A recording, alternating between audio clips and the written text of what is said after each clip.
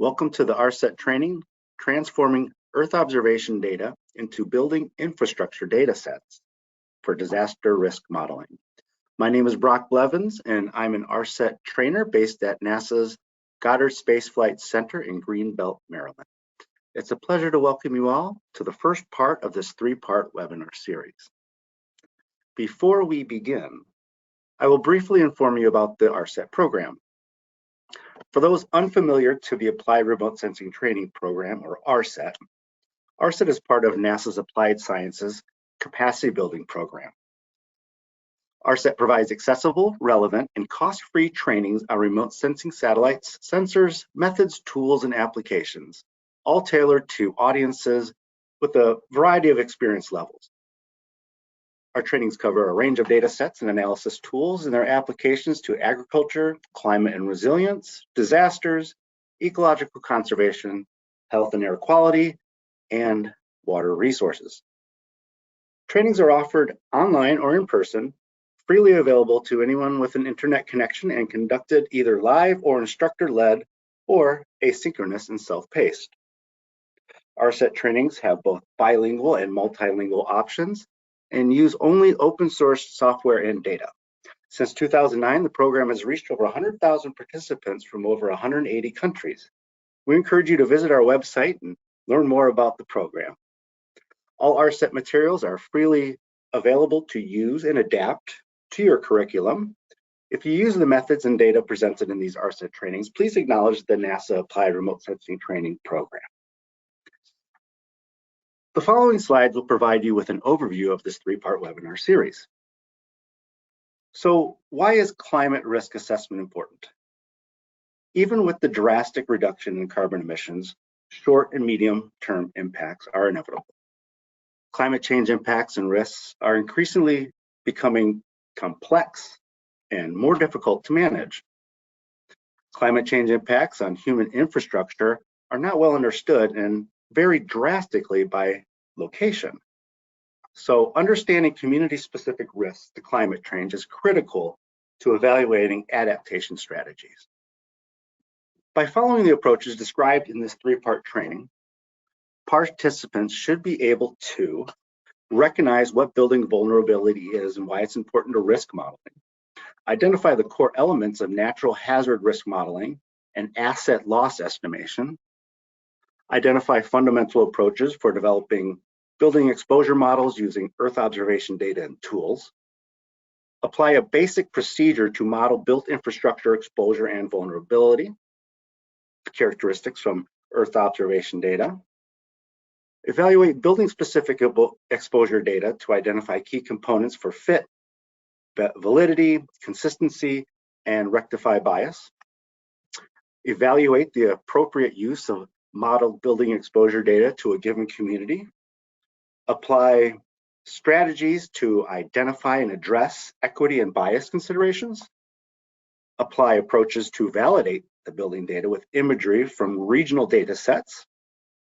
and document your exposure development process through metadata so that others can understand the process used, the limitations, and how to update it if necessary. The prerequisites for this three-part training are fundamentals of remote sensing, which we have available on demand, and you can familiar through the ARSET program for those who are unfamiliar with some of the basics of remote sensing, or if you have equivalent experience, that's fine, but also a basic understanding of disaster risk management. So a quick review of prior knowledge. So just to know that climate change science tells us about the regional climate. Hazard specialists tell us about the hazards. GIS and Earth observations give us an idea of where that exposure is. And engineers tell us about the susceptibility to damage or vulnerability. And together, these can give us risk or likelihood of an impact. And for this, GIS is critical.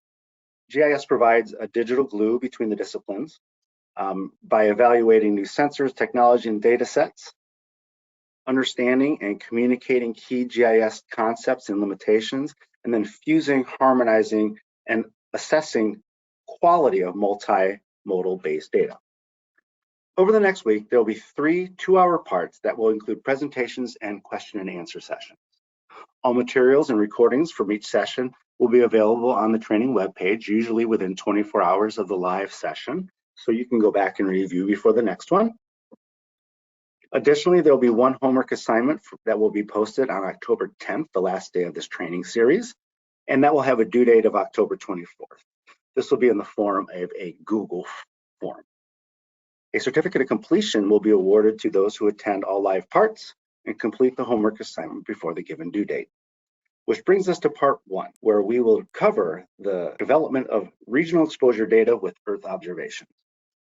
So the objectives for part 1 is that by the end, we hope that participants will be able to recognize what building vulnerability is and why it is important to risk modeling, be able to identify the core elements of natural hazard risk modeling and asset loss estimation, and also identify the fundamental approaches for developing building exposure models using EO data and tools. Please put your questions in the question box and we'll address those at the end of the webinar. Feel free to enter your questions as we go, and we'll try to address all questions during the Q&A session. Any remainder of questions will be answered in the Q&A document, which we will post to the training webpage about a week after that part. It is now my pleasure to introduce the guest trainers for today's webinar.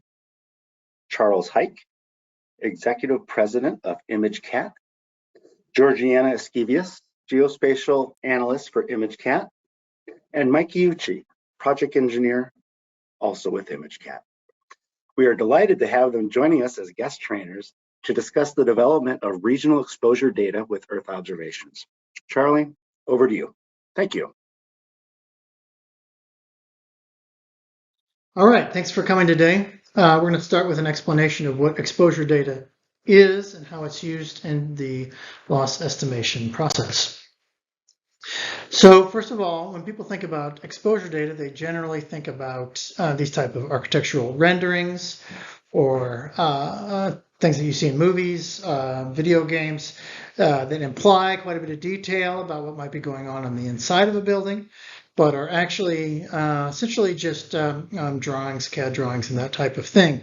I've never seen these be able to be repurposed or used for the type of things that we're talking about. That's generally a whole different level of data.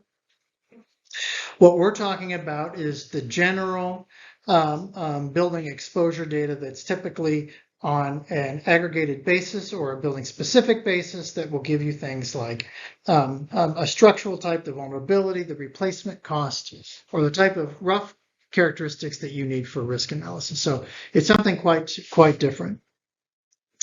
So what we're talking about is exposure data used for disaster risk reduction.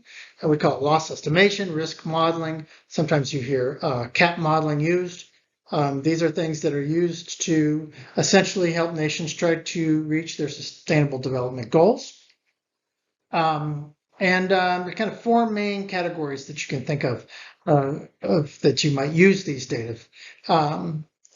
Before an event happens, for planning scenarios, what happens if a Category 5 hits Miami or New York? What happens if a magnitude 8 earthquake happens in Los Angeles, or there's a 500-year flood in the Midwest? These scenarios are used, they actually sort of play them out, bring together teams of folks from state, local, federal, tribal governments to pretend like they're responding to an event to figure out where there's gaps and what they might do better to respond in the future. During events, something is actually happening. What is it going on? What should we do about it? Should we evacuate an area? Should people be boarding up their windows? Is this hurricane going to hit Maine or Boston? This kind of thing. And if it does, if it goes this way or that, what are the possible ramifications after an event? So an earthquake has just happened, for example. Is international help required? Where there's the most damage? Where should we be deploying resources in search and rescue? And then on average, so you've run a single scenario. gives you kind of that single event view. But if you run suites of thousands of scenarios, you can kind of see what might happen at the annualized level, the 100-year level, the 500-year level, and you can use those to make decisions about things like retrofitting or insurance premiums. So what we're talking about is the field of disaster risk reduction, represented here on the left, which has been going on for at least 100 years. On the right, we've got a new field called climate change adaptation, and there's intersections between the two of them, and that's getting, they're more and more enmeshed as we begin to understand tactically on the ground what the probable effects of climate change can be and how we should go about responding to those climate changes. But unfortunately, we've got two different disciplines with two different lexicons, and we use words that are similar in very different ways. So in disaster risk reduction and disaster risk management, the concept is to reduce the impacts of disasters through preventative measures that people do. Climate change adaptation is, we talk about adaptation, which is making human-driven adjustments, the ecosystem, a policy, or processes to respond to changes in climate. So we've got different kind of stated goals there. In disasters, we talk about mitigation in terms of lessening the probable impact to a community, a society, a system, a building, by changing the attributes of that building, or it can be social policies or public awareness, but in general, changing something that has an impact on essentially the vulnerability. And mitigation in climate change policy, mitigation is defined quite differently. And is used for the reduction of greenhouse gas emissions that are the source of climate change. We don't use mitigation in that same context. So there's some confusion there sometimes. And likewise, vulnerability. Vulnerability refers to the physical conditions of a building or socially vulnerable class of people that essentially says, you've got an excitation, what will probably happen in terms of damage or impact. It's the inherent properties of those of that system, whether they're exposed to the hazard or not. Whereas the vulnerability in climate change adaptation really refers to things that are in a hazardous area. So whether or not you're which is sort of what we would call the risk, right? It's not the inherent properties of the system, but it's because you've got exposure in a hazardous area. So we're talking about a very specific ontology here, if you will, where we've got three kind of pillars: the hazard, the exposure, and the vulnerability. And I'm going to go through them one by one, but it's possible, for example, to have exposure and vulnerability, but no risk because there's no hazard there. For example, my house would fall down if it was hit by a 20-foot wave, but it's just not going to happen because there's not the hazard there. So there's not the risk. So hazard tells us things such as where things are likely to happen, how strong it is, the intensity of the wind speed, the depth of the flooding, the ground motion, how often, when with a forecast, what the duration is going to be, how long it will be exposed to a given wind speed or a given depth of flooding. And you're all familiar probably with these type of hurricane maps or 100-year flood maps. All of these impact just the effect of the nature on the ground, so to speak. And there's lots of different parameters ways that they can be expressed, but that's all kind of the hazard area, the natural phenomenon, if you will. Now, when we talk about vulnerability, particularly when we talk about building vulnerability, how likely is that building to fall down or be damaged given a level of hazard? So if the wind is so strong, how likely will it be that the envelope will be compromised and the wind will go into the house and lift the roof up and fall over? Or given the flood waters are 5 foot deep, what's the percent damage likely to be to your home? These are kind of expressions of vulnerability that are independent of the occurrence of the hazard. And then we put this all into a risk paradigm. So we've got the exposure, which we'll be talking about quite a bit. That's on top of this slide. That goes in with mapped to vulnerability. These vulnerabilities are things that they develop through testing or empirical classes. These very, very specific functions, damage functions or vulnerability functions. Cross-reference that with the hazard. You do your calculation, and that gives you some sort of loss or probability of loss that enables decision support. And there's two kind of main pillars of the risk analysis that we talk about. We talk about deterministic or scenarios, which is sort of a single event, one sort of time slice, or it could be multiple time slices for a hurricane if it's approaching, that kind of thing. But it's essentially running one framework. This is one loss scenario. But there's a probabilistic analysis that we refer to in this context. Typically, the probabilistic is referring to having a whole suite of events to figure out what the loss might be over time. So here we've got a curve, an EP curve, they call these. So given a return interval, that would be, you can see here, a 10-year event, a 50-year event, a 100-year event. So that's sort of a piece of the deterministic puzzle that slices into that probabilistic, how much loss you would expect to have experienced to a system or a building given the vulnerability. So this is what's used to make probabilistic decisions. So all of this kind of feeds into the disaster risk reduction framework that tries to help nations meet their sustainable development goals.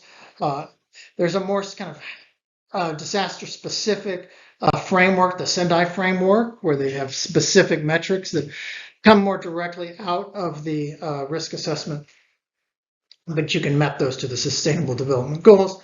And countries are trying to do that in order to reduce their losses, particularly in the face of climate change. So although the climate science is different than the disaster science, more and more we're understanding what those impacts are. And what we're doing is we call it climate conditioning the models so that we can understand how that's changing on the ground.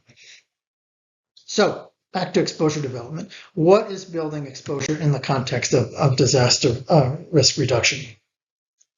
So here we've got 4 different pictures depicting 4 very different ways that people live. Very high-rise residential construction, informal, what we would call informal construction or unengineered construction, though very impressive hut here on the upper right. Very typical apartment building blocks, in this case on a very high hazard area, and that it's set on a hillside, and then very typical single-family residential probably American construction, modern engineered structures. So a lot of what happens is what we're trying to do is characterize for a given area, a given census tract, a given cell, what the number of buildings are, where is it, that's depicted by the cell itself, by structure type, by costs, for the purpose of assessing that. In this context, what we find ourselves doing much of the time is saying, given a number of people, a population grid, for example, how many households are there? And given those households, what's the dwelling area? And how does that change through time and through space? So it's often more of an art than a science. A very large data fusion exercise where you take as much as possible the data that's in and make the best decision for distributing that out, minimizing bias in the process. So that's what we'll be talking about in detail over the next several days. So in that context, there's certain questions that we can answer, and then there's things that we really can't answer. We've gone through kind of generally what we want to do, but we can say yes, with this type of process, we can assess whether it's cost effective to retrofit certain building types regionally. Where should we focus our retrofitting efforts? Where should we get started? Where are the riskiest areas? Are building codes cost effective? And where are they cost effective? What might happen given a different specific event? What just happened for a specific event? But it does not tell us, is it cost effective to retrofit this specific building? Or which buildings fell down after an event? Which homes are flooded? exactly how many buildings fell down. And it's important to emphasize this because it's very easy for people to have false precision that comes out of these models, and it's important to keep reassessing what's a valid decision here and what's not an appropriate decision for this process. So here's some examples, some products that we've produced in the past, some projects that we've been involved with. One is the estimate of fatalities after the Nepal earthquake. Here our client was UNICEF, and they were looking to reach out to orphan children for the purposes of life safety and finding shelter for these folks. And we were able to produce a very wide area estimate of what the fatalities would be. With an idea that would correspond to where orphan children were. A high-profile example in the United States, a effort funded by Congress and managed by FEMA. We did the work with a National Institute of Building Sciences and a team of experts, which basically established how cost-effective it is to mitigate for given hazards, both to code and then above code. And this is a very high-profile project that's been, referenced by President Biden, used in hundreds of subsequent studies, media, and so forth. And it helps kind of promote awareness of the cost-effectiveness of mitigation. And all of that was done with a background of exposure data. Another example are cat bonds in developing countries. Mexico had a cat bond for earthquake, which they hit the jackpot twice with 8.0 magnitude earthquakes, triggering a release of hundreds of millions of dollars that allowed them to get back on their feet, distribute that to their people in their countries. And, the faster that money gets out there, the quicker that they're able to rectify the problems and get the economy going and avoid cascading effects. A very well-known phenomenon in disaster science. And if they, hadn't done that, then they would have to figure out where that money was going to come from. They would have to presumably argue about it from a policy standpoint, maybe take the money from somewhere else or ask the international community. So they didn't have to do any of that stuff. So all of that gets deployed right away, and that helps folks get back on their feet. And this is seen as a probable template for developing countries that don't have an insurance infrastructure to help, particularly where you've got the exacerbated effects of climate change, with drought and flooding. In Africa is an example of good candidates for cat bonds. So we'll just touch on the limitations here. We've got a whole presentation here, but it's what comes out of these exposure databases typically not accurate at the cell level, particularly if you've basically inferred this from population data. It cannot be more accurate than the original base data sets that go into it. If you've got problems in that base data with ethnic minorities, for example, that might not be considered or undercounted in the population data, that's going to be reflected in your exposure data. It can be a big problem. And it cannot expect that it'll always capture small unmapped rural areas. And this is a consistent problem in mountainous regions or in areas that remote sensing isn't good at capturing. For example, areas with low night lights sometimes are difficult to capture. There's a lot of cloud cover or tree canopies. All of these make it very difficult to find rural communities that might be impacted by large disasters. And lastly, these data sets, it's not good to repurpose them for civic purposes, such as a tax assessor database. These are built for purposes for loss estimation and do not provide the kind of building level accounting that you typically need for government purposes. A lot of challenges in putting these data sets together. One is data availability, trying to get access to data, permission to use the data once you've found that it's available. There's processing challenges, which we'll be going through, but having the skill set to do that at the city level, there's not a lot of cities that have that. Bias that are in the various parts of the data sets, which we'll be talking about in detail. Human error processing this data, it's very easy to make mistakes and difficult to catch them until you've got the risk estimate and people say, hey, what's this? Do you really think this? And that can be a big problem. Data gaps, you're not always going to have all of the data that you would like to be able to put these things together. You have to make assumptions and extrapolate through those data gaps. There's misperceptions about what the data sets are. There's misperceptions about the accuracy, and they're used at the building level, which is a false precision problem. Explaining the data with clarity is always a challenge to folks who might be high level and have short attention spans. Inappropriate legacies, you develop the data and you give it to folks and they use it for something 5 years later. They didn't hear the initial conversations perhaps because the original people that the data was developed for got new jobs, or the people that produced the data got new jobs, and then just the data getting old and dusty. All of these are very big problems, which we'll be touching on as we go through, but things that you have to be cognizant of. A lot of these aren't different from the regular project work that all of you have probably been involved in, but things that need to be tracked and recognized nonetheless.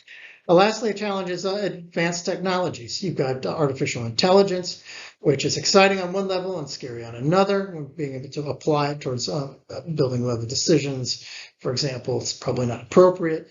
UAV data, additional sensors. There's sort of, I think, a thrust in the GIS community to get higher and higher resolution on data, but higher and higher resolution data does not mean more accuracy.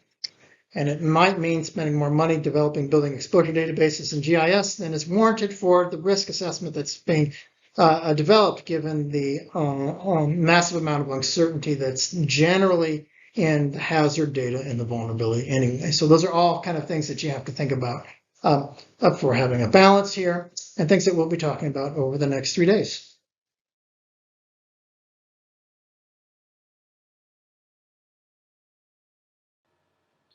Hello everyone, I'm Georgiana Esquivias, the Geospatial Analyst for ImageCat, and today I will be discussing the basic process for developing building exposure databases. I will go over these 3 basic concepts for developing a building exposure database. First, I will discuss what are the different types of building exposure levels.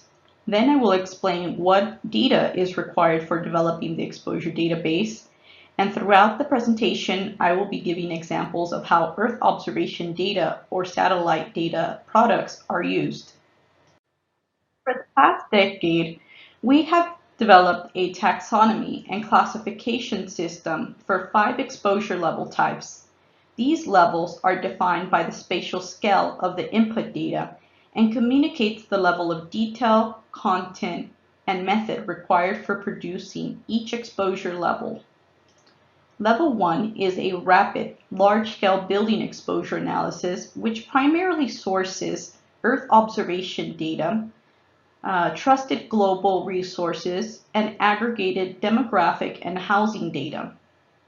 Level 2 consists of national level structural distribution information, economic parameters, general and essential facility building stock, demographic data from National Statistical Institutes or census. Level 3 requires a significant effort in order to refine national level data to reflect regional or subnational trends.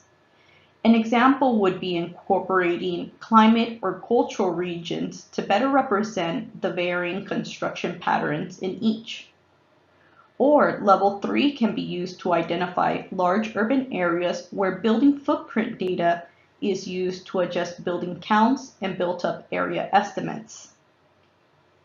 Level 4 consists of a building-specific dataset aggregated either to a uniform grid, a fine-scale administrative unit, or another boundary smaller than the subnational level.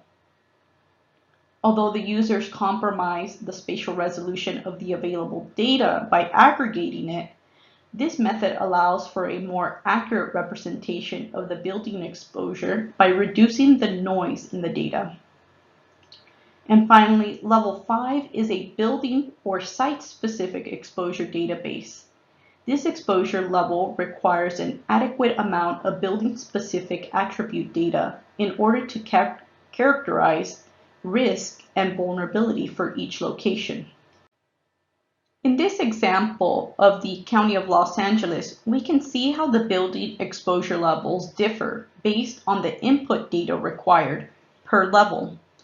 In this comparative analysis, we came across some unexpected results, such as those found in level 1 and level 5, where in spite of the vast difference in their spatial resolution, these two had the closest total exposure value to one another and the lowest of all the other levels.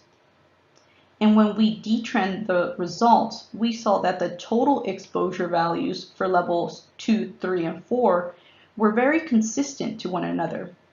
This could be due to the fact that although there were regional adjustments made to level 3 and 4, the primary source for each was the HAZAS database and vulnerability curves.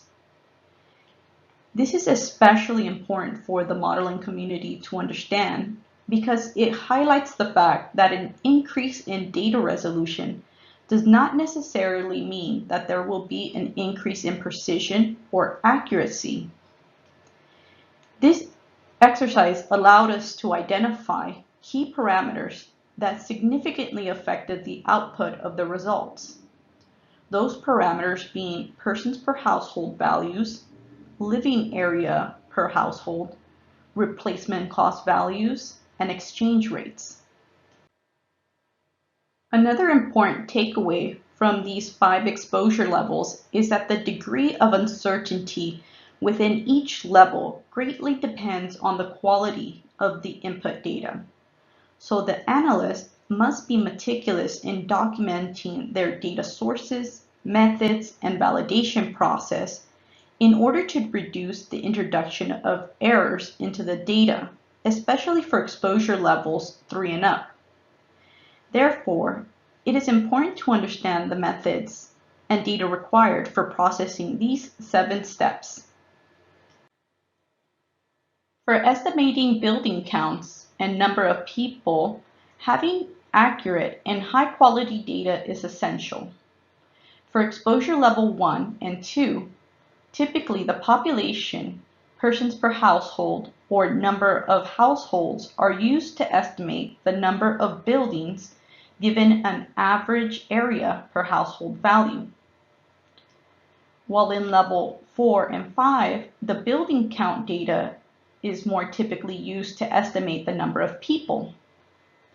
And for level 3, land use data or development patterns are used to refine and reallocate national level population and housing data to the subnational scale. For estimating the number of buildings and built-up area, you can use census or microcensus housing data, open source building footprint and height profiles, and Earth observation-based data products.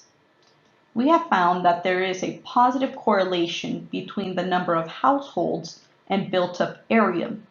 So using a sample of building footprints, heights, and number of households, we can train a model to produce total building counts and area estimates that are supported by the census data. The level of detail of these estimates will vary depending on the exposure level of your study. For example, a level 1 may simply categorize the building counts and total area by an urban-rural designation for the entire country, while level 3 could report these values at a 500-meter grid cell by development pattern type. And a great place to find various EO-based built-up surfaces and population data is the NASA PopGrid viewer. If there isn't any documentation or existing building footprint data for your study region, building counts and built-up area can be extracted from high-resolution satellite imagery or aerial photography. This can be done through traditional remote sensing techniques such as a supervised or unsupervised image classification analysis, or with the newer machine learning neural network or automated image segmentation algorithms. The image to the right is an example of a supervised classification analysis where the orange pixels represent the building perimeters. These perimeters can be converted to polygon building footprints.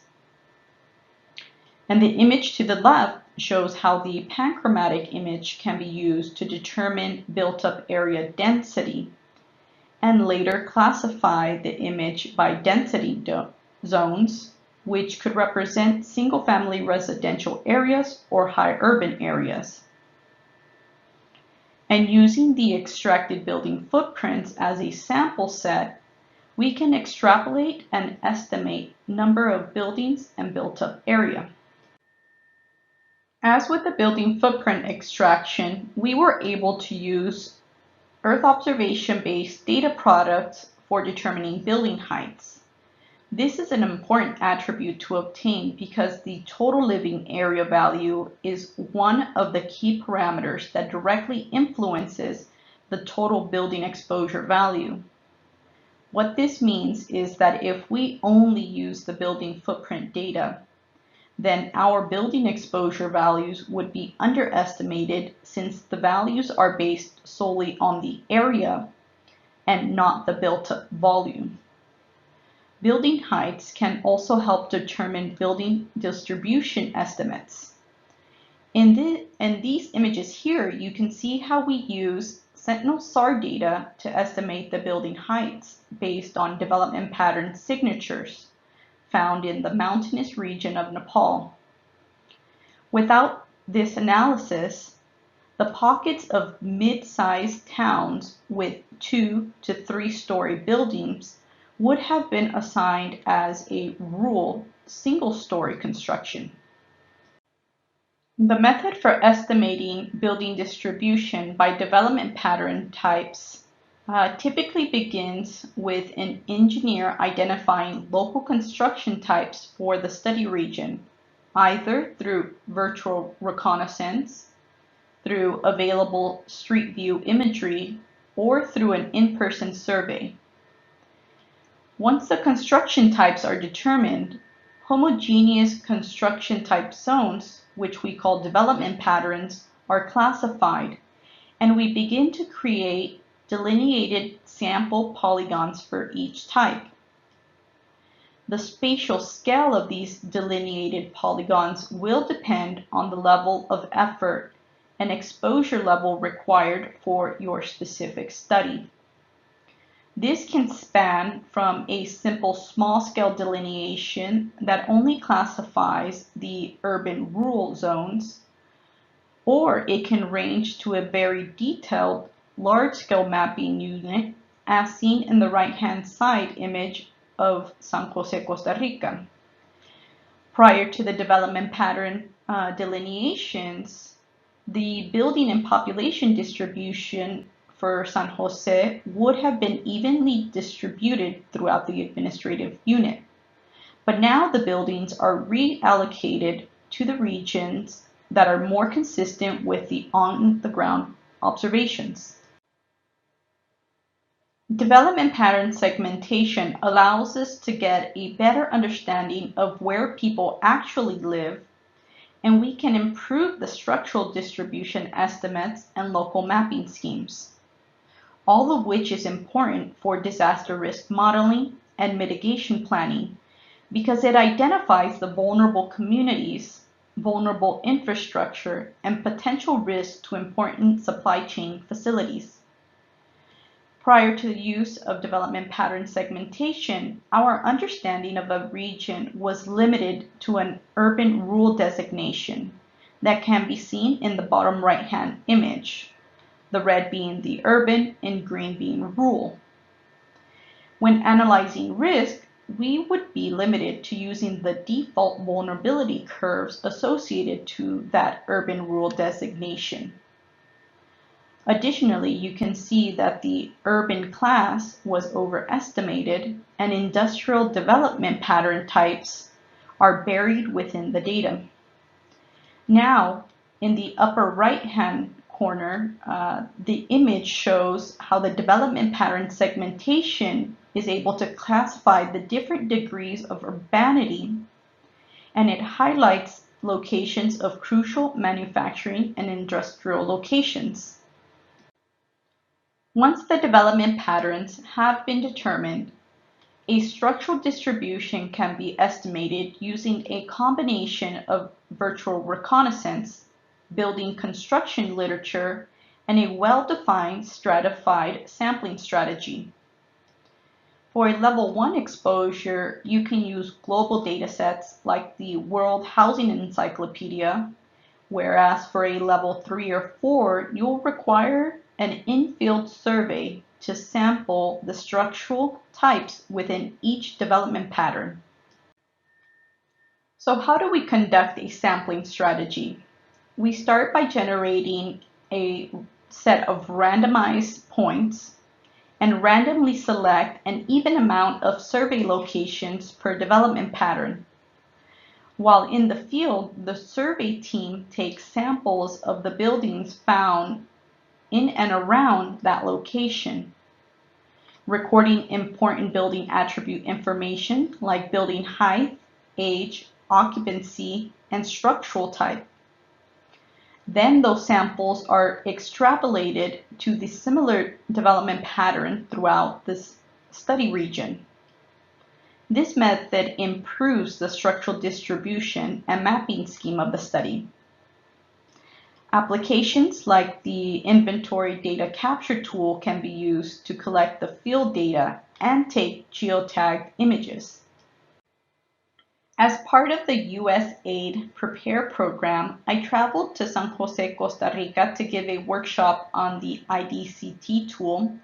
The purpose of the workshop was to teach the professors, engineers, firefighters, and local volunteers on how to use the data collection tool and how to conduct a building inventory study for a seismic risk analysis. The wonderful part about this program and project was that the local community was able to take command in creating their own building inventory instead of relying on international groups. This allows them to update their databases as needed and utilizes the depth of knowledge from their local experts. After all the building and population data has been collected and the development pattern and mapping schemes have been created, they are all brought together as input data for the Monte Carlo simulation, which models exposure. This takes several iterations and fine-tuning of the parameters. For example, we check against the national demographic and housing data in order to evaluate if the output results are reasonable and do not exceed the known building count or population values. The results are also reviewed to resolve any over or underestimating within an individual development pattern type. For example, in Tanzania, we had to create a new special case urban development pattern type for the western portion of the country, because after the first iterations, we noticed a significant overestimation of high-rise buildings due to the sampling done in the urban areas of the towns to the east. After the validation process is complete, replacement cost values can be calculated using the estimated total building area, either for occupancy or building type, using various construction cost handbooks or local expert opinion. You may have to experiment with the different replacement cost values and compare the results, or you may have to use a combination of sources which are more applicable to different building types. For example, construction cost manuals may be an excellent source for a dense urban area with high-rise construction, but may be less useful for a rural area. In its place, you may want to review cost estimates from resettlement action plan reports because they might be better suited for scaling replacement cost values of adobe or earthen homes based on the durability factor of the building material. Adding essential facilities is critical for identifying vulnerable communities, at-risk lifeline services, and estimating the availability of resources or shelters in the case of an emergency. Although many humanitarian aid organizations have put in a significant amount of effort in developing more detailed healthcare and education facility information, many countries continue to have very limited data sets, especially those that contain geocoded information. Therefore, sampling and data fusion would be required, which can be time-consuming, but would bear fruitful for a disaster risk management assessment. To summarize, Earth observation datasets play an integral role in developing building exposure databases. Urban intensity datasets, which are impervious surfaces or built-up area data, have a strong correlation with structural pattern types, which aid in the development of structural distribution and development pattern classification. Global population datasets are very valuable for developing a rapid level 1 or level 2 building exposure, but you will need to review the accuracy of the data at your location and make adjustments as needed. Development pattern segmentation wouldn't be possible without satellite image composites of various sources, either from nighttime light data, impervious surfaces, land use, and various population grids. Or the composite can source satellite imagery and data products that have gone through textural or spectral analysis. Each composite combination can highlight various attributes. For example, dense urban areas can be seen as the white pixels in the bottom image. The covariance image analysis in the upper image highlights another method for extracting building footprints, specifically extracting large industrial facilities or closely grouped informal housing. The use of Earth observation continues to evolve, and I look forward in seeing what the new technology has to offer. Thank you, and this concludes my presentation.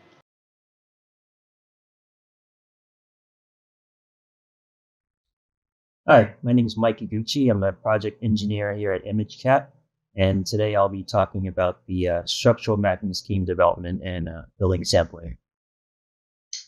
In this presentation, we'll go over two of the main things required for exposure development. First are the development patterns. These are country specific. We'll go over what they are and why they're important. And then the second part would be the mapping schemes. These are basically the building taxonomies. We'll go through how they're defined and how they're developed. So what are development patterns? Basically, they're country-specific homogeneous regions of building types and densities that are created using remote sensing data. So essentially, each development pattern gets a unique distribution of the built-up environment. And the built-up environment can include properties such as the structural characteristics, what type of lateral force resisting system is it? What are the building materials? What are the different height profiles? So it can be related to number of stories. What's the distribution of occupancies? And these development patterns are, essentially created throughout the entire region. So they don't necessarily need to be contiguous. You can have rural in one part, separated by residentials, and then rural. And it's important to note that development patterns will differ by region. Just because you have, some type of development pattern in the U.S. doesn't necessarily mean that you're going to have it in a different part of the globe. So why is there a need for these development patterns? If you look on the left, it's a satellite photo of LA County in Southern California. If you look on the top right, it's the land use occupancy, which is basically all residential. So if you were just to look at these and you ask me what's the built-up environment, I'd assume most of it's 1 or 2-story wood frame residential construction. What that neglects to tell you is that there are other parts, maybe it'll be downtown areas, the industrial areas, where that's just not the case. So the purpose of the development pattern is to capture that unique built-up environment building distribution. So since we know that LA County isn't all single-story, 2-story wood frame construction, we want to be able to identify those regions that are much different in regards to the built-up environment. So here we have a zoomed-in photo of some of these areas that we found in LA County. Bottom left is downtown LA. This is where the mid and high-rise reinforced concrete or steel frame structures are. To the top left, just to the west of downtown LA, are the 2, 3, 4 wood frame apartment structures. On the top is the industrial regions. These are large warehouses, single-story tilt-ups typically. Bottom right is a pretty unique situation with the LA port, or Long Beach and LA ports. And on the top right is typical single-story 1-2 wood-framed construction that you'll see in most of the suburbs of Southern California. So why do we want to, identify these unique areas? It's because each building distribution for each of these is quite different. And if we're looking at any type of hazard modeling or anything like that, we want to know these characteristics. We want to know the structure type. We want to know the height. Possibly we want to know the TIV. So the building development patterns will capture all of this information, and you'll be able to identify why it's unique, what's your vulnerability in a given location. So now that we know what development patterns are, I'll go through some of the ones that we typically see throughout the world. It's important to note that not every country is going to have all these development patterns. Some might not have those central business districts or high urban areas, which we'll go through later. But here are some examples that we typically see. So the first one is rural. Most countries are going to have this. These are found outside of the city boundaries. We usually associate them with agricultural regions. In developing countries, these are usually small remote villages, one way in, one way out, and they're usually 1-2 story, non-engineered, using local materials and construction techniques. So next up, we have the residential development patterns. These are pretty obvious. They're mainly 1 and 2 story, single family, detached homes, probably local materials, construction methodologies. One thing you'll notice here is that, one of these cells is blank. That doesn't necessarily mean there's no residential regions in the house, in the area. It's just that there is no construction pattern that met all our requirements for the residential development pattern. Residential occupancies probably are going to fit into another development pattern. Next is what we're calling high-density residential development patterns.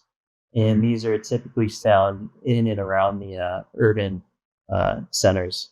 You'll notice things start getting a little more dense, maybe a little taller with each development pattern. But a majority of the population here, lives in multifamily residential housing, apartment structures. Still, we're looking at low rise with some occasional mid-rise rhythms.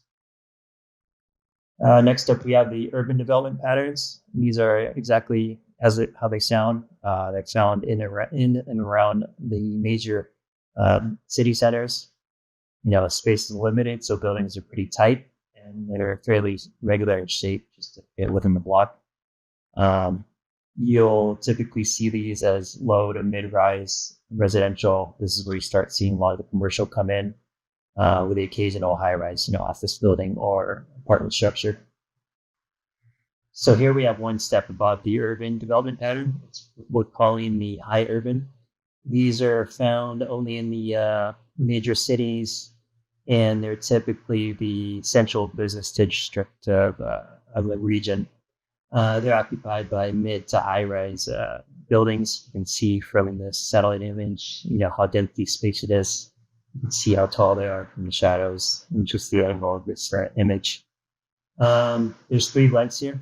Again, not every country's going to have it. So this is why we're going to start seeing phasing out of this development pattern in a lot of the more underdeveloped areas. The last of the typical development patterns are industrial areas. These are pretty obvious from satellite imagery, and they're usually, ports, mining area, other industrial activities.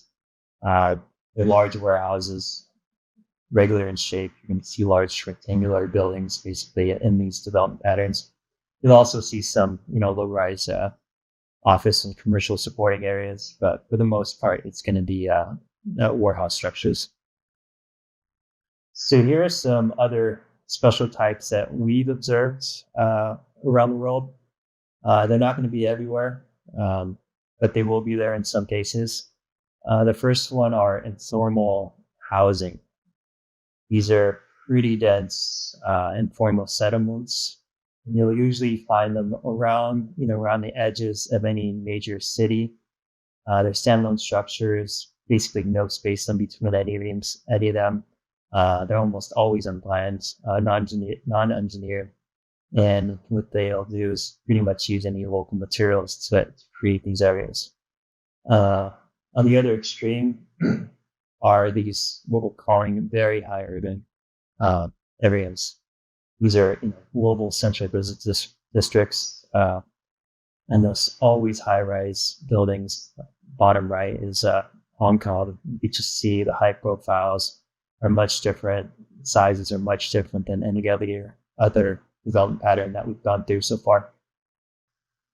So now that we know the unique development patterns, we need to be able to associate a mapping scheme to each of them. So mapping schemes basically give you a breakdown percentage-wise of the built-up environment. Mapping schemes can include, story height profiles, structural type profiles, occupancy, TIV later on. But basically, each development pattern gets this unique distribution for future analysis. For the mapping scheme basics, we'll go through 3 things. First, we'll show how to identify which structural types are in your region. And then we'll go over how to gather and organize any type of census data that's available. And lastly, how to construct these mapping schemes, building distributions, essentially. So the first thing you want to do in your country of interest, region of interest, is know what built-up environment can consist of. What materials are used, what's typical structural system. Things in the U.S. are going to be much different than areas such as Nepal. So the first thing that we'll do is look at any scholarly or online journals, the World Housing Encyclopedia, any PDNA reports. And the good thing about these is they go pretty in depth of what unique buildings are, structural materials, a lot of force-resistant systems, the methodologies of construction, they're region specific, and they'll give you any known structural details, deficiencies, and details for future vulnerability modeling. So next we look at any type of country-specific assessments. This is usually in the form of census data. The census data is good because it gives a general overview of the country, and usually they provide, breakouts, percentages of materials, home materials, wall materials, roofing, flooring, etc. One of the cons is that, sometimes it's limited, this information, if you can get it, and that there's no distribution of the lateral force resistant system. They'll give you the main materials for things such as the walls, but you're going to have to use the information you gathered from your initial research to essentially assign these main materials to a structural system. When we look a little bit broader, we can use the global building exposure databases, such as this one from Pager.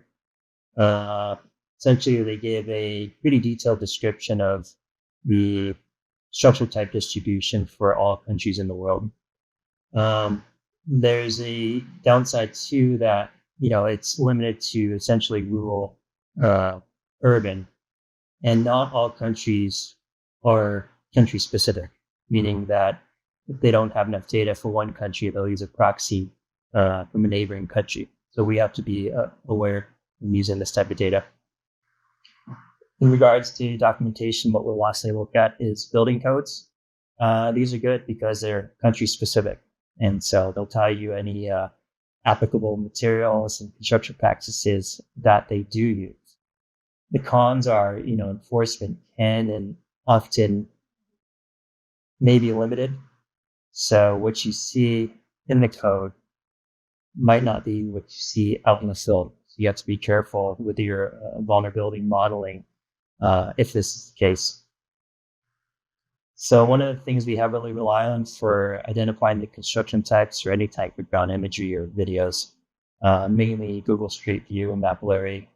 The pros of this is that, they're widely available and often pretty good quality. Some cases in post-event, there'll be some damaged buildings, so you can get images of the building materials, maybe some structural types. Another advantage is if you use this in combination with satellite images, you can start making some correlations between, I know it has this type of roof, this type of slope material from satellite image. I know it's the structural type from the ground view. So now you can start making some assumptions based purely on satellite images at that point. The cons that they're often pretty limited in rural and maybe more developing countries. This is when you're going to have to start looking at, online photo sites or videos to get any good idea of what the built environment is. So the point of this slide is to show you how to get from, a satellite photo down to a identified structural type. The top row, we have all our development patterns. On the middle row, we have typical buildings that we're seeing in the street view.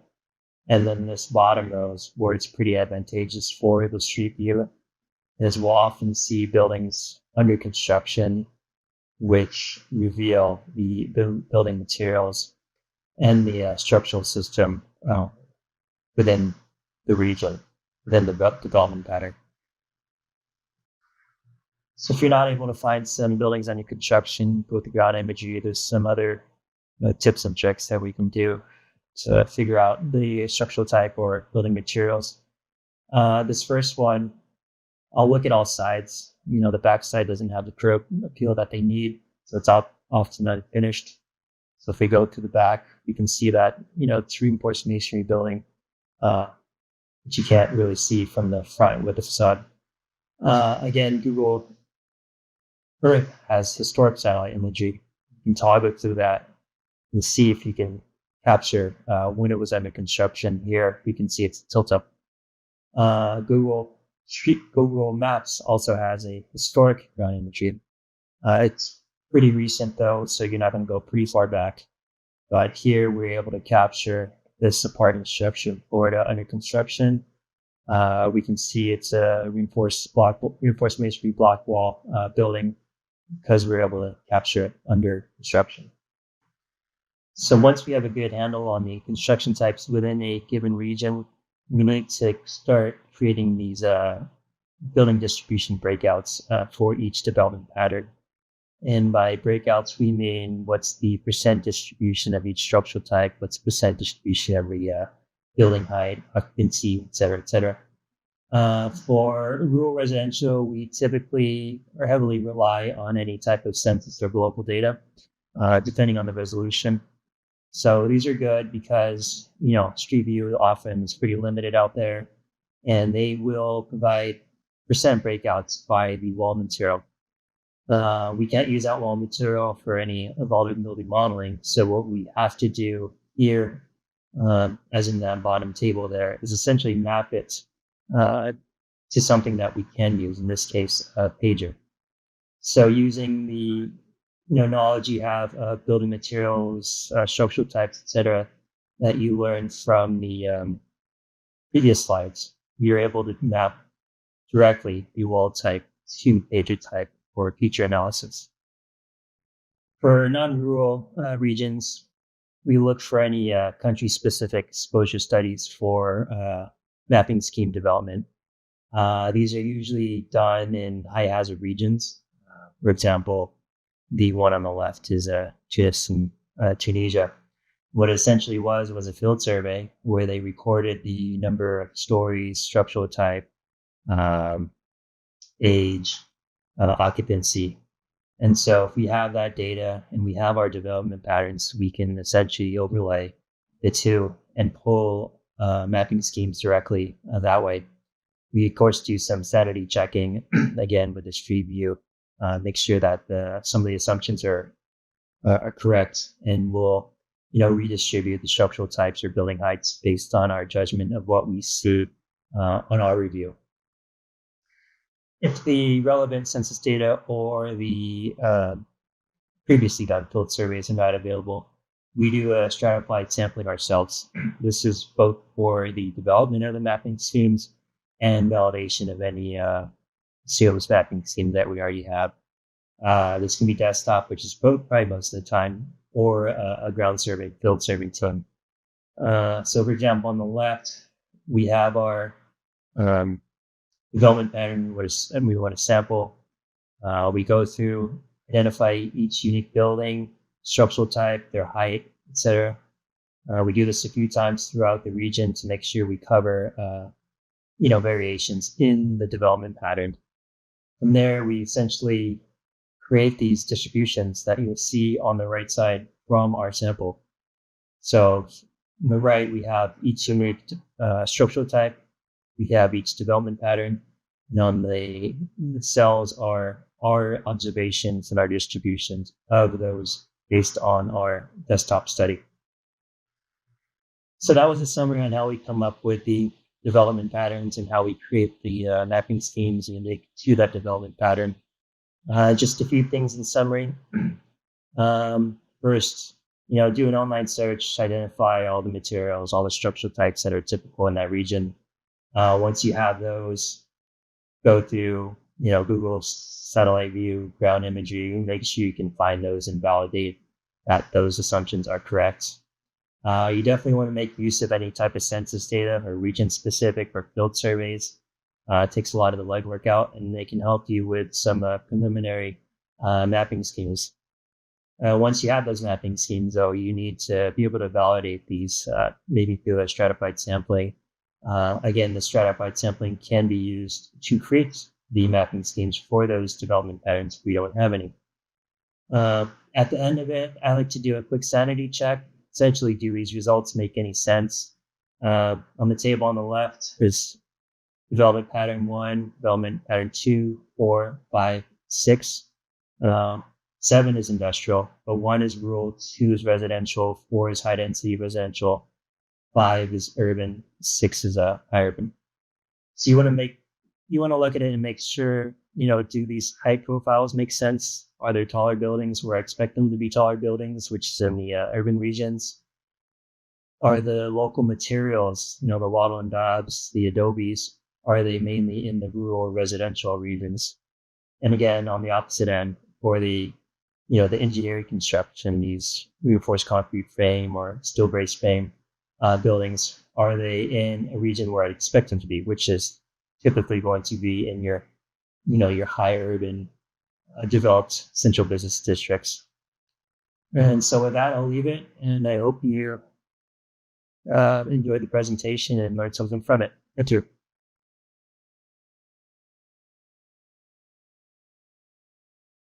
I'll be presenting with my colleague Z, and we'll be going through this case study, which is a walkthrough of building exposure data from Tunisia.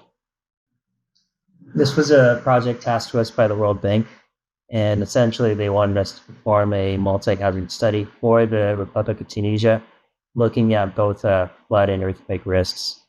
Our tasks included exposure development and a review of incorporation of a format suitable for loss estimation and also data collection. Guidance on vulnerability assessment assignments for both seismic and flood, assessment of the risk of the built-up environment, and a visualization within a BI tool. So the first thing that we did was identify all the homogeneous zones or the development patterns, which we talked about previously.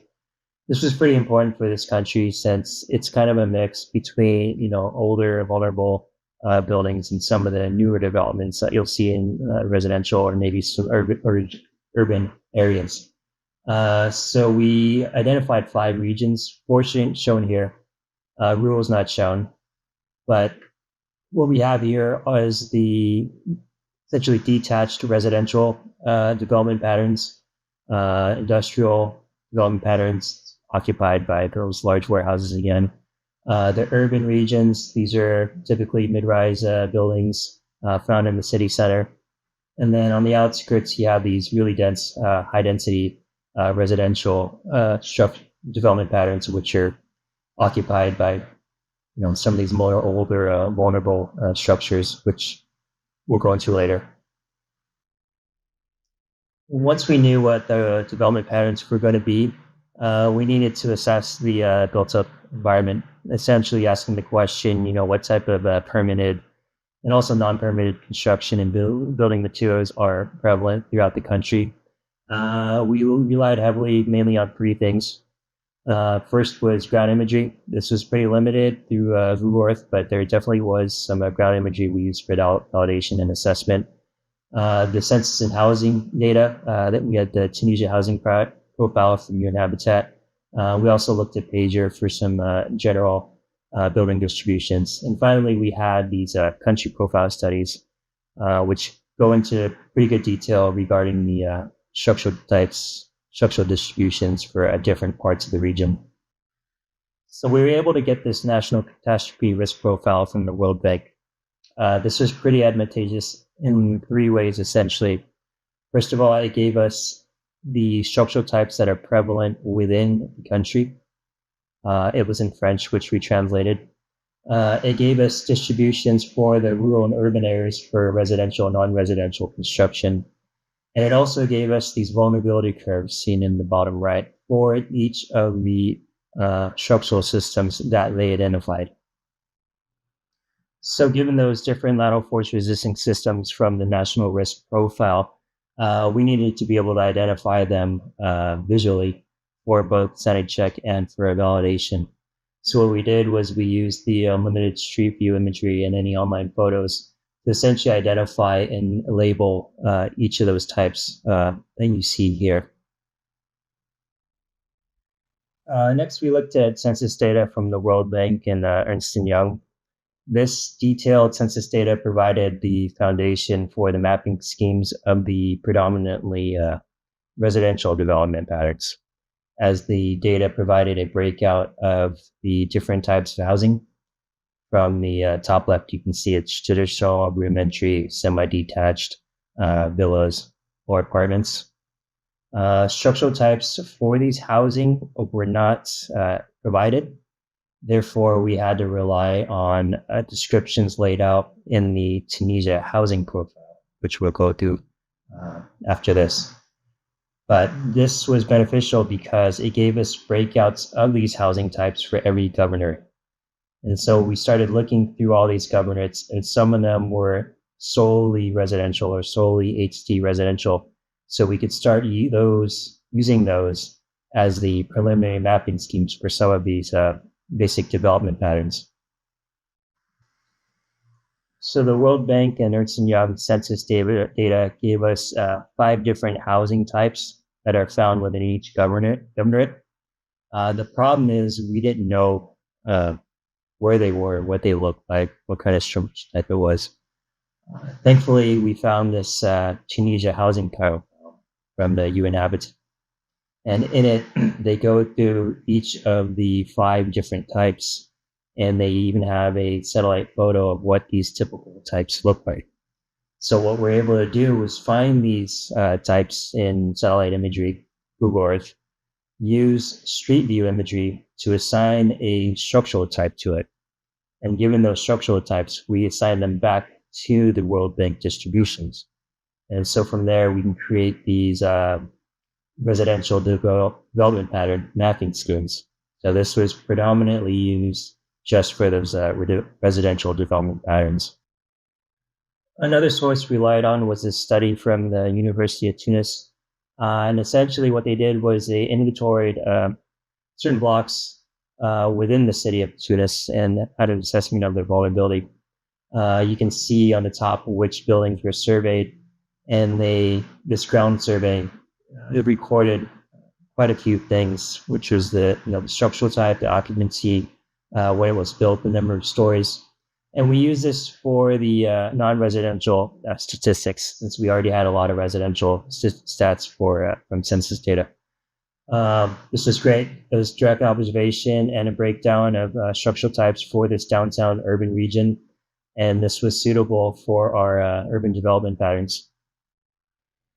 So where we didn't have any census data or field survey data from previous studies, we needed to do essentially a stratified sampling strategy to come up with these mapping schemes. This was mainly what this is only done for the industrial development patterns. Although, it's the Ernst & Young and World Bank data provide a number of lots and lot sizes, there's no information regarding the structural type.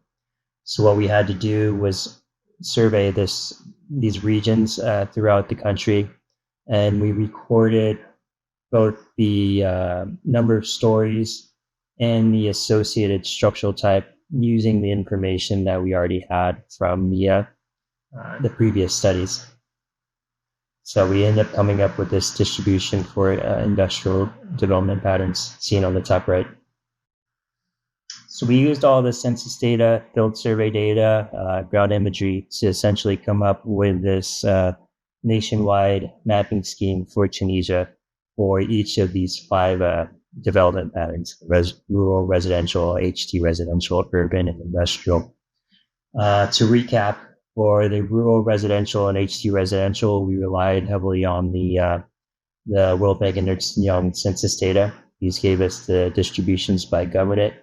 The Tunisia housing data allowed us to relate those housing types to the Ernst & Young building types. For the urban, we relied on the field survey from the University of Tunis. We did validation, inspection on our own to essentially sanity check any of those results.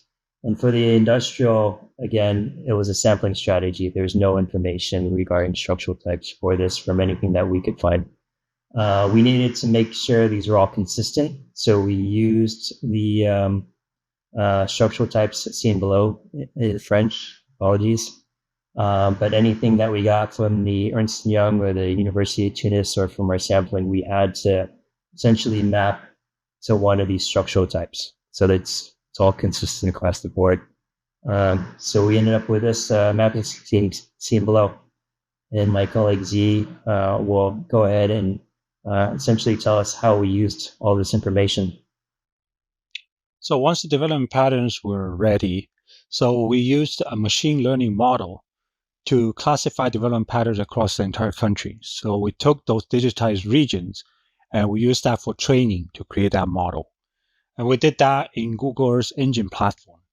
We chose that because first it had a lot of different data sets. We're using Landsat, we use spheres. We also use classified layers. One layer we used was global human settlement layer. So all those data were easily available within the platform. And also, second, it's very easy to pre-process that data. So we're stacking all that data. We had to resample some of the data because of different resolutions. We're stacking that. We did some normalization. So all of that was very easily done. Then they have built-in learning models. They have some different type of algorithm that we could test out to generate the final model. We could do the testing of the performance of the model within that platform. And once we did that, the final classified grids were exported into a TIFF that we use for the next step of processing.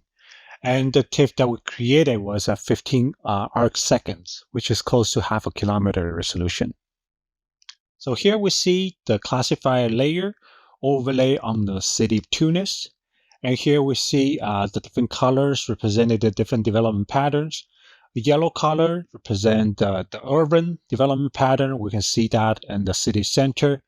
Then across that, we see a lot of these more cyan, bluish color dots, the residential. Then we have this little purple. Those are the dense residential. So we see these zones to be classified. And out of the city, we see the rural pattern, which more the brownish color. Here we see an example for another city where we have a lot less of the urban development pattern, but a lot more of the residential and dense residential. So with the grids classified, we did the exposure disaggregation. Here by disaggregation, we mean to geographically distribute the exposure onto these grids. Okay? And the data that we got from Ernst Young, the original exposure data, those were aggregated at the admin level. So here we use the remote sensing signal for each of these classified grids, and we distributed that geographically proportionally. And then we also vary the proportion depending on the different development patterns. Because at different development pattern, the total amount is quite different. In the replacement value for those amounts were also different. And then we apply these mapping schemes to represent the vulnerability. So at the end of that, we have the different grids. For each grid, we have the total amount of exposure represented, like number of buildings, we have the total replacement cost, and a series of vulnerability and the proportion of vulnerability that characterizes that exposure for every grid. So we did that analysis for the general, residential, commercial, industrial. We also did that for some quite specific one for education, financial, health, tourism. And for some exposure types, this method we did not apply. For the point-specific ones, like poor, dams, these are the disaggregation method does not apply. And also for some other one, we did not have damage functions. We also did the exposure refinement for some areas. And so this is to better characterize the flooding. So the original grid, remember, it was close to a half kilometer, which is adequate for earthquake analysis, but this is too coarse for flood modeling, especially because we had flood data at much higher resolution. So you can see from this picture, if the red color represents the area of a grid, the flood region is actually smaller than that. But if we're using this entire grid as the representative exposure, all we can do is just say the entire region is being flooded, which is not correct. Then also it's not really correct to assume that exposure is evenly distributed within that grid. So we use higher resolution remote sensing, and we did a higher level of disaggregation that gave us better grid resolution around the rivers, near river area or area that represented in those flooded areas. So we have better representation of the exposure at 90 meters. So we can have a better understanding of the flood risk. Now let's talk about the hazard data used. For flood, we use fluvial defended, fluvial undefended. Both of these are from inundation caused by rivers. And defended, undefended, the difference is the presence of defenses along the river, like flood walls or barriers. Fluvial data, those are inundation zones caused by excessive rain. So we had data at 90 meters. That's where we did the disaggregation refinement. We had the refinement for 90 meters, and we had flood depth for 10 different return periods. And so each of these return periods could be converted into a probability that helped us in the end to calculate the annualized average loss. So for earthquake, we had a data which a lot more coarse, as you can see from that, but we had it for the entire country. And the metric that we used was peak ground acceleration. And we had that for 7 different return periods. The next step is to calculate the loss using the return period, hazard values at every grid, and the exposure with the vulnerabilities. We're able to calculate the losses. So in the end, we kind of have a return period loss curve for every grid, for every occupancy. So we collapsed that return period curve into an annualized average loss. Remember, the return periods correspond to different probabilities. So that can be aggregated into an AAL for every grid. The AAL was also aggregated for each admin 1 unit. So the final step was loading all that loss information, the exposure information into a BI tool. And that was the final presentation of the result. And the BI tool was very useful because it was presenting a map. It had different charts and different ways of representing the data. And the best part is these are interactive. So people click on area that admin, the graphs gets updated with the value from that admin. Or if they want to see a particular occupancy, they can just click on the occupancy and see all the results being updated. So this concludes our use case for what we did for Tunisia. Charlie, Georgiana, Mike, thank you all for your terrific presentations. So let's review what we covered here today. We discussed exposure data and how it's used in the loss estimation process, as well as a basic process of developing those data. Additionally, we covered structural mapping scheme development and building sampling, and ended with a case study involving building exposure data in Tunisia. On October 5th, in part 2, 2 days from now, we will continue with the discussion with the development of site-specific exposure data with Earth observations. We'll also be looking at developing building structure data sets and a case study used to characterize vulnerabilities. So we hope that you can all join us for part 2. Below is the contact information for Charlie, Georgiana, and Mike, along with links to the training webpage, social media. And if you enjoyed today's webinar, we hope you'll sign up for ARSET's listserv to receive notifications of future trainings, and follow us on various social media platforms for other relevant announcements pertaining to NASA's Earth Sciences. We'll now transition to the Q&A portion of today's webinar. Thank you.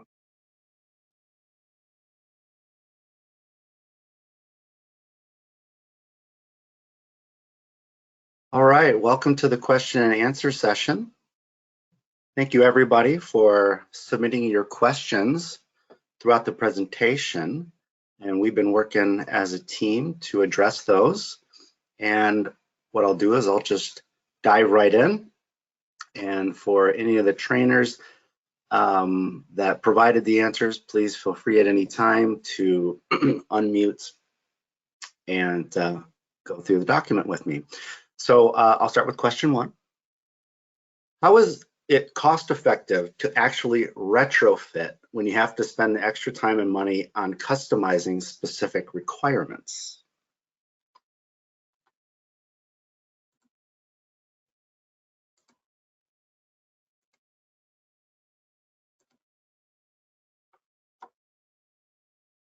I'm sorry, Brock, am I supposed to jump in here and answer the question? I thought you were going to read there for a second.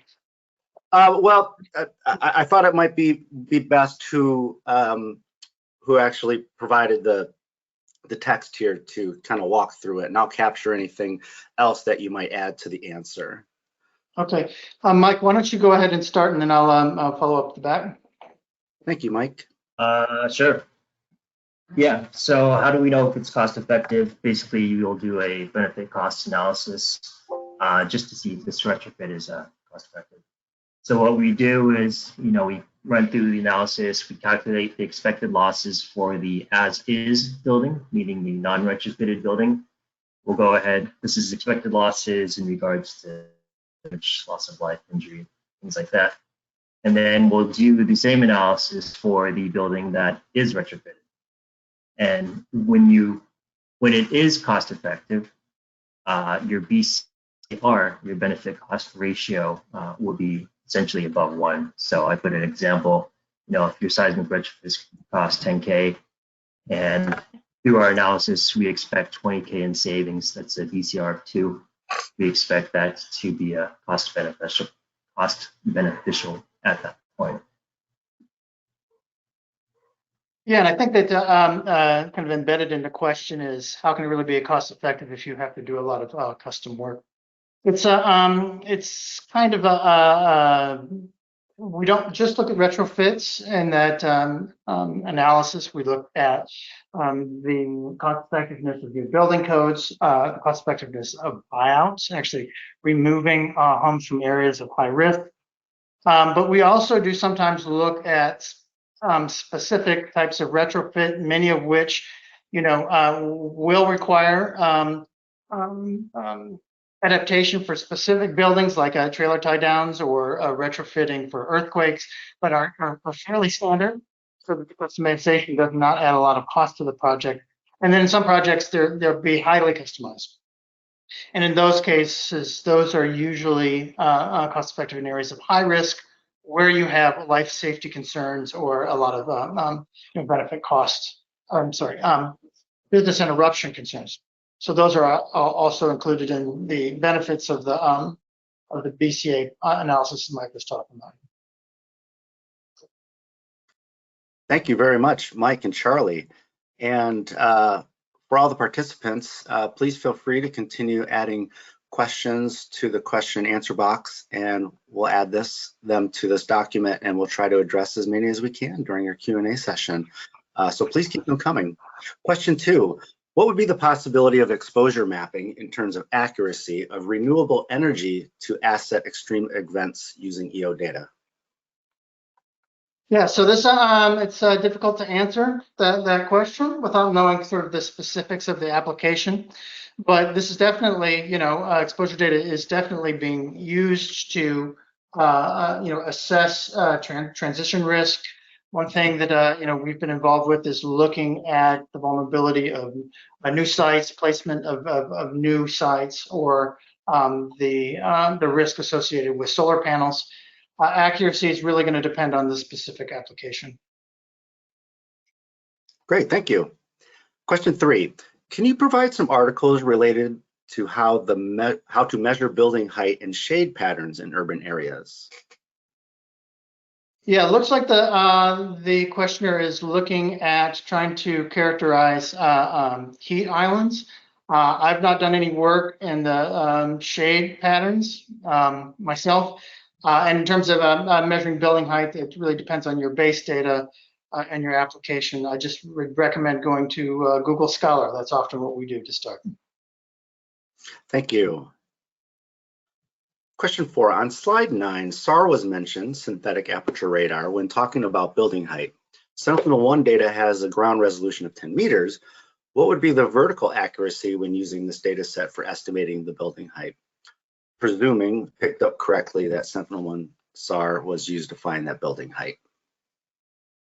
So this is a highly technical question that I don't know the answer to. Sentinel-1 was not used on that slide. That slide was actually just an illustration of the types of things that you can use EO for.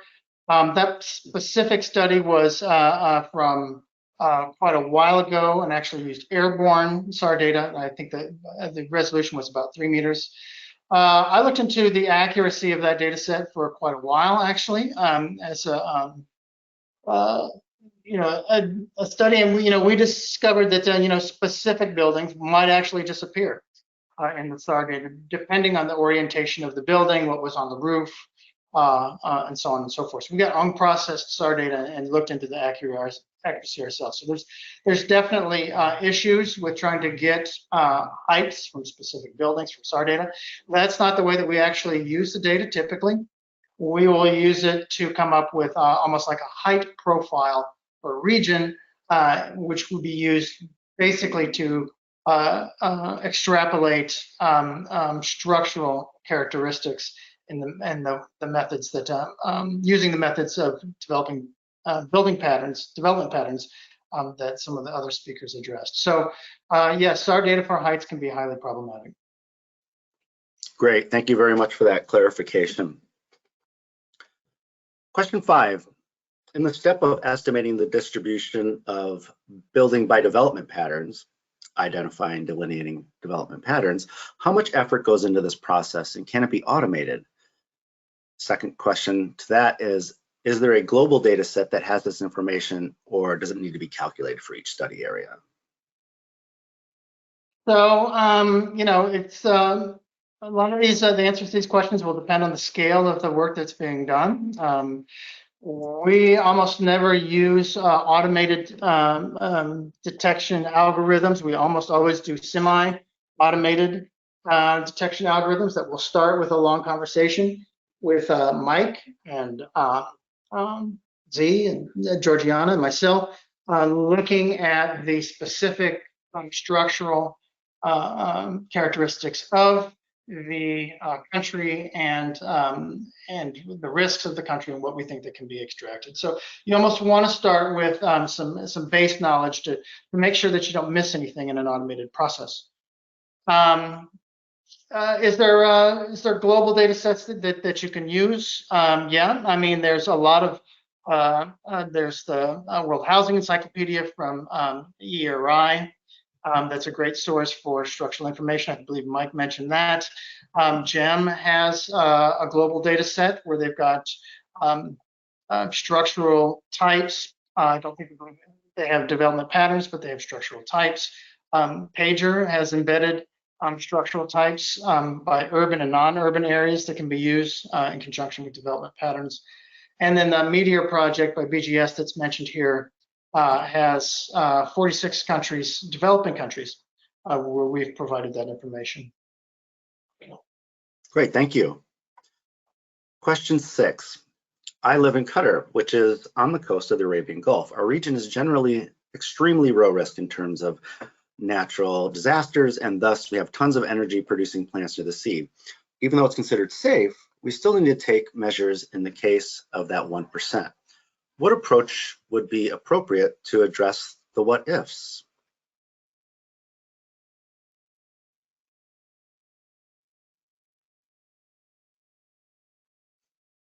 Sorry, I can take this one again. Yeah, so if you're looking specifically at the risk to the power plants and energy generation facilities, the first thing to do is to start with the locations of those plants and then overlay your risk data. If you've got flood data, you mentioned 1%, getting a 1% flood hazard data set. There's international data sets that you can start with that are commercial. Fathom, for example, is a good source, JBA.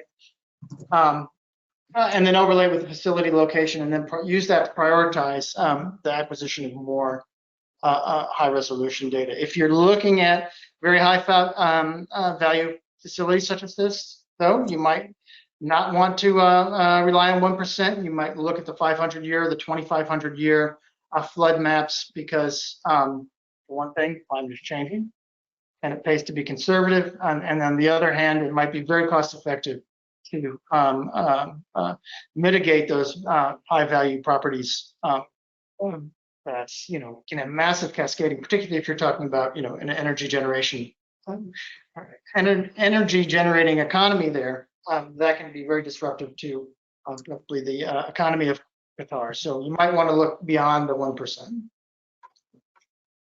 Great, thank you. Question 7.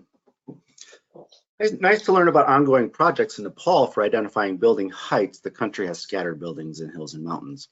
How can I estimate the number of buildings in such terrains with scattered built-up patterns? Further, for the use of local resources like slates, rock, or wooden or bushy rooftops make it even more challenging to detect buildings. Have you seen any similar work in this area?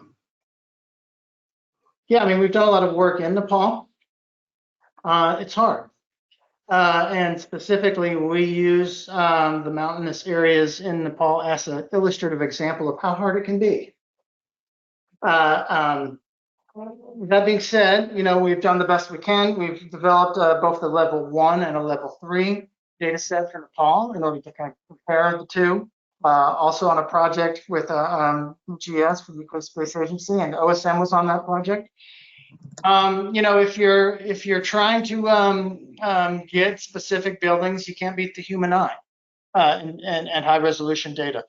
And that's actually what was done by OSM, given the magnitude of the risk in Nepal. I think they've had their kind of crowdsourcing engine digitize every building footprint, and that's a very good guess. And you can cross-reference that with population data sets and scale up if you need to, but I don't think you need to scale too much, maybe in some of those mountainous areas. So anyway, there are sources. The Meteor Project, maybe one of my cohorts here can get the link and put it in there that you can take a look at. Great, thank you. And it's nice to have a clarification that no, it can be a little bit difficult, and but there are some ways being developed to work around those. Question 8. When estimating raster cell population counts using building and other spatial data sets, have you come across known under forest canopy populations that are undetectable by remote sensing? If so, how did you account for those counts?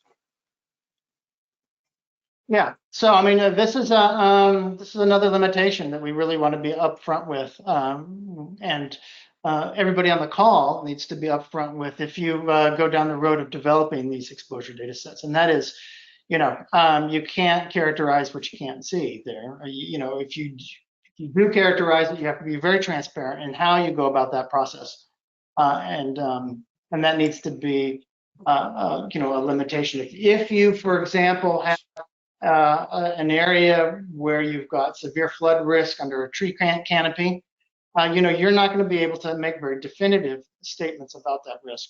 And that's something that you need to understand. I think we've got a whole session on that, actually, some of the limitations that you need to look at.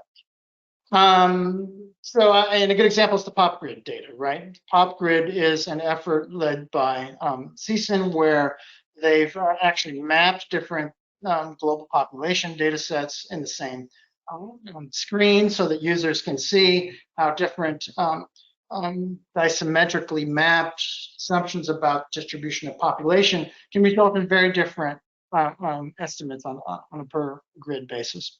So anyway, I mean, the question is sort of what have we done in those situations? I think, Papua New Guinea was a good example for us, where we had to kind of throw up our hands and rely on some more statistical methods. And in those cases, we acquired language spoken maps of tribes that could be very small, and used that to distribute the population. We were able to find clearings on coastal areas associated with farming and development. We placed a lot of population in those areas. And then I think that there was, in some areas that were internal to the country, we just made some assumptions about distance from roads. But it can be very difficult, and that's one of the areas that you need to be very transparent about. Great, that's good to know. And we're trying to create a nice community based around these trainings and people working in these areas. So hopefully we can communicate these approaches and successes and limitations throughout and overcome them together.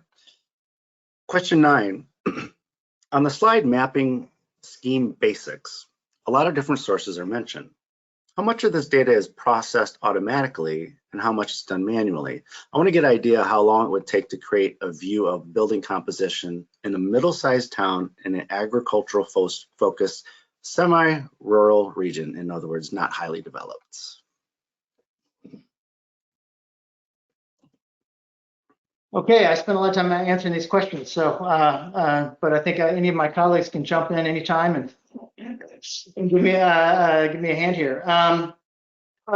Really, how much money is spent developing the exposure database depends on many factors, including the risk of the town, the risk of the area. So that is, how much do you have to actually get it down? If it's in not a very risky area, you might be able to get away with not doing any development patterns and going to something like a hazards database or some global data set to look at the risk. If it's a very high risk town and you're worried about schools and hospitals, it can be a very extensive effort. But I think if we're specifically talking about the mapping scheme development pattern work, going to get local land use planning maps is a great place to start. If you've got tax assessor data, you can manipulate that to actually go beyond the need for getting some of these development patterns. But putting these things together in a few days to a week is very reasonable. There's a lot that you can infer from looking at high resolution optical data in Google Earth. Yeah, I'll just add that, it really depends on the extent of the study. If you're looking at the entire country, you're not worried about every single structural type within that country. But if we're looking at a small town, the variations in the structural types and building heights will be pretty homogeneous at that point. So you're limited in what you need to look at. So your level of effort is much smaller. Great, thank you, Mike. And question 10, are we going to get the case study PDF? Now, when I saw this come through, I thought possibly at first they were referring to the PDF of the presentation here today, but it is also possible that they could be referring to a specific case study and a link to that. So the person who asked that question, if you could drop in the question box a little bit of clarification, and if so, maybe we can find that URL for you.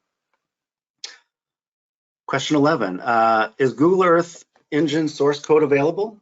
Is it possible to analyze your own satellite data in Google Earth Engine? Or can you only use data available in their catalogs?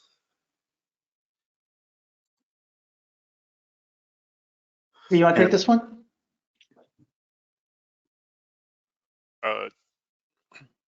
Yeah, like say the source code, it's for the data, the source code that we use in Google, it's there. You can upload own data into Google Earth Engine. You can use that to process, but you have to check. You might want to check the licensing if you want to do any kind of commercial satellite data. You want to put it in Google. You definitely would like to check that and make sure that it's within your permitted use, and see also what Google does once the data gets into there. So yeah, but that's the short. But Google Earth, it's what we use. It's very basic in terms of what the engine provides in terms of being able to process that data. But yeah, if anybody requires some kind of sample, we can look into see what parts that's not proprietary we can distribute.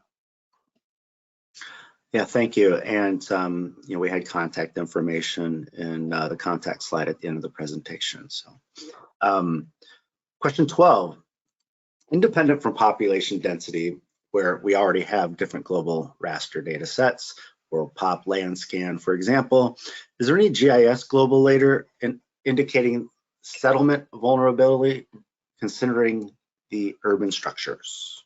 And I'll try to capture what you say here.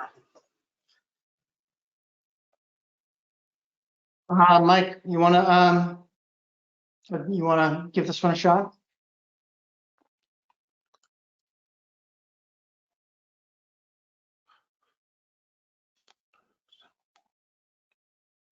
You may be muted, or we could also move on to question 13. I can give it a shot. I don't think that there's any GIS data sets that capture that data. We've already mentioned several others that might be useful here. There's the World Housing Encyclopedia. UXGS has things by urban and non-urban areas. There's different places there, and then the GEM database. I'm not sure how public that is, but it's definitely a good place to have a look. It's GEM. Yeah. Sorry, I was muted. Concerning urban structures, I mean, the Pager database has a tab specifically for urban structural types. So just be careful that a lot of these are using proxy cases. So you want to make sure that what you're looking at is essentially usable at that point. Great, thank you. And this next one focuses on the case study. So possibly Z or Mike be able to address this one. What is the success rate of the Tunisia case study and the limitations? Maybe we need a little clarification on the success rate, but maybe you can comment to that. Yeah, I think that's we're not sure what the success rate it's trying to ask. Maybe we could get a clarifying question on that. But for the Tunisia case study, like mentioned, where the goal was to have a view of the hazard for entire, not hazard, for the risk of the entire country for flood and earthquake.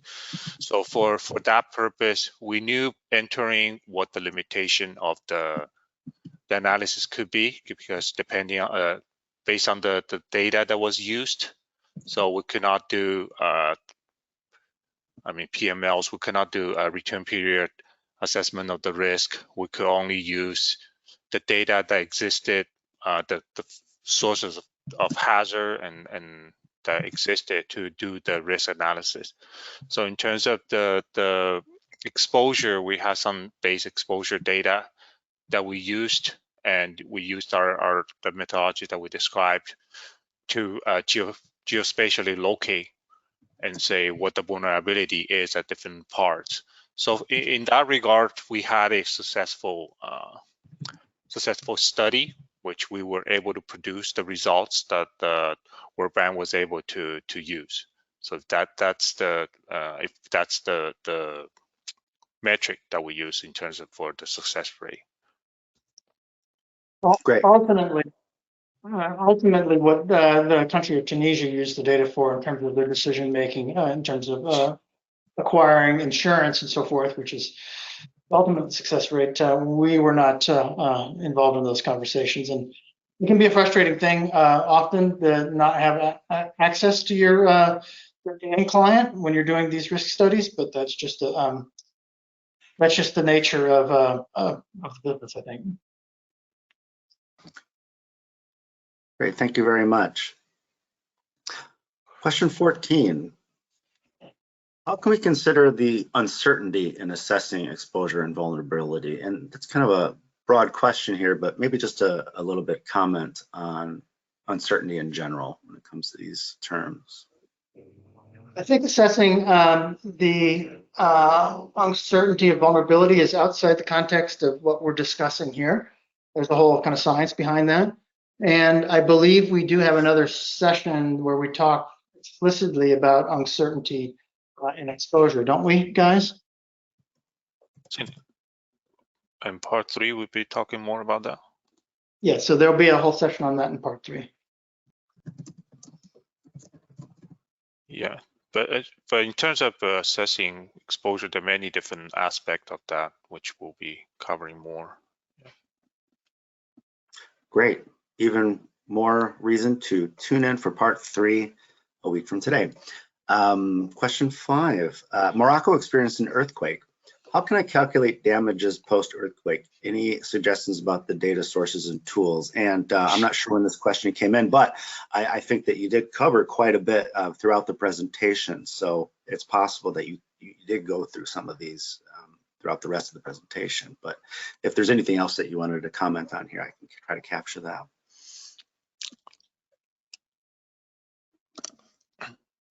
Lee, you want to talk a little bit about which yeah, I comment a little bit. I'll probably comment a bit. For earthquake, so for calculating the damages, you definitely need 3 different parts. One, it's the exposure, as we discussed in this particular workshop. We were focusing on saying the exposure. That means where people, buildings are located, what kind of vulnerability they have. Then you have to have the second part, which, given the vulnerability, what are the damage functions, right? What kind of damage would it suffer when you're subjected to the hazard? And the last part, of course, more importantly, where it's the hazard map. So for all 3 of component, you will need to have information on. So today's workshop focused more on the first part, which is creating that building exposure data. Then you have to have some engineering expertise to be able to determine what the damages are. And last, it's the hazard information that USGS does provide these type of information. USGS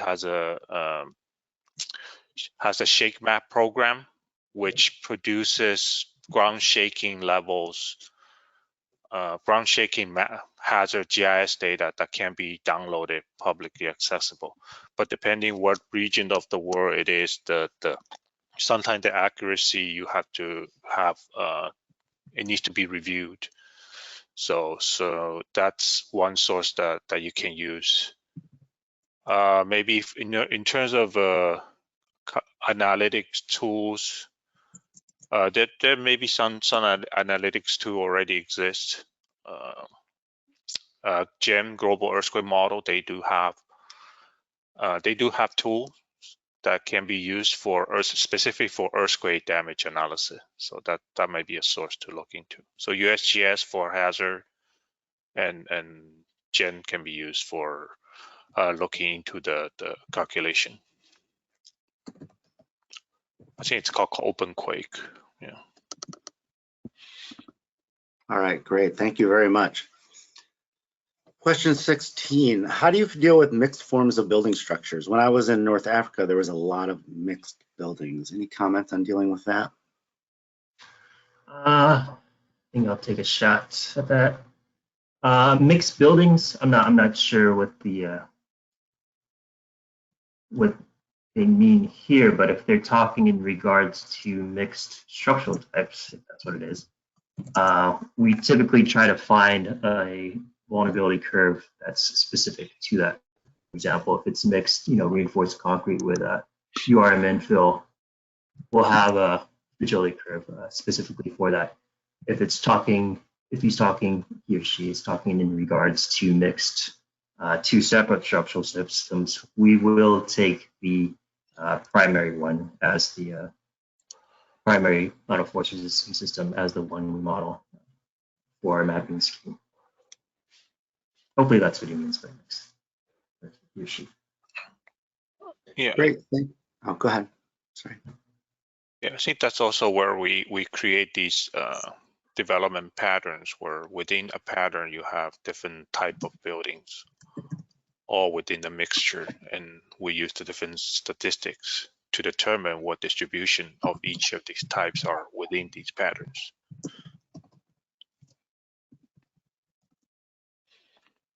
Great, thank you very much. On question 17, and we have room for a couple more before the top of the hour.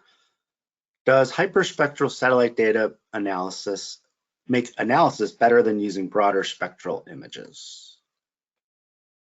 Well, we've got a lot of research into hyperspectral data. We've some with plume modeling. It's something that I think would be very interesting for research.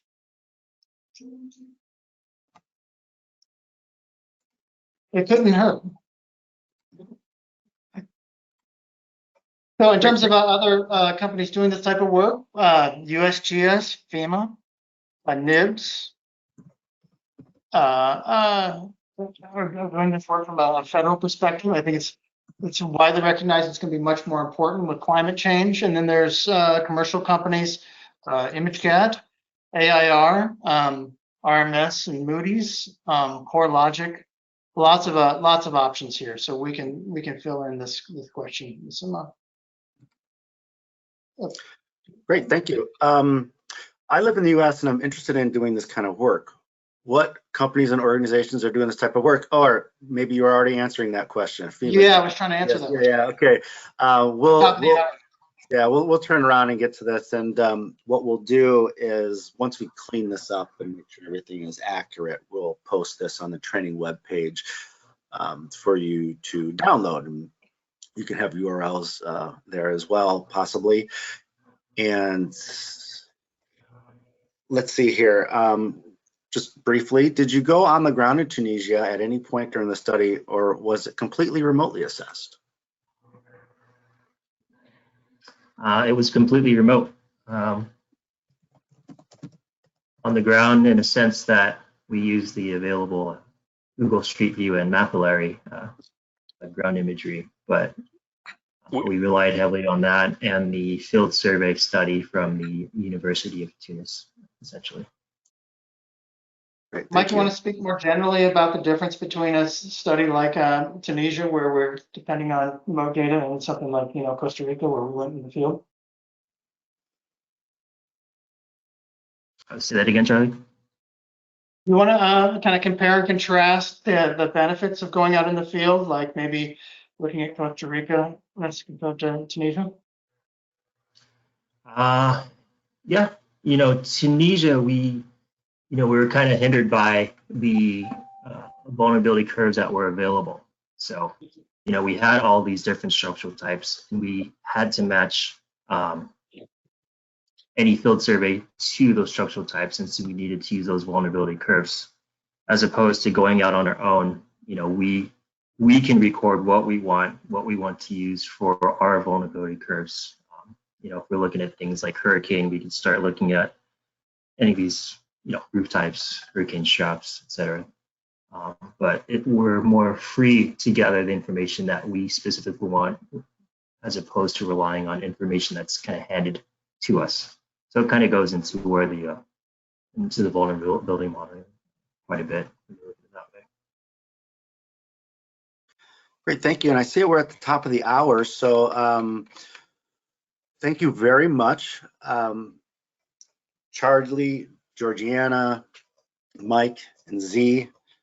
We really appreciate your time in this part 1 of the webinar series. We hope that you all join us for part 2 this Thursday, and then for part 3 next week. So thank you very much for joining us. We're going to close this for today. We'll post this recording hopefully within 24 hours if you want to go back and review anything, and we'll include this Q&A in the end of that video as well, and we'll post it on the training webpage. So I hope everybody else has a nice rest of your day, and thank you very much.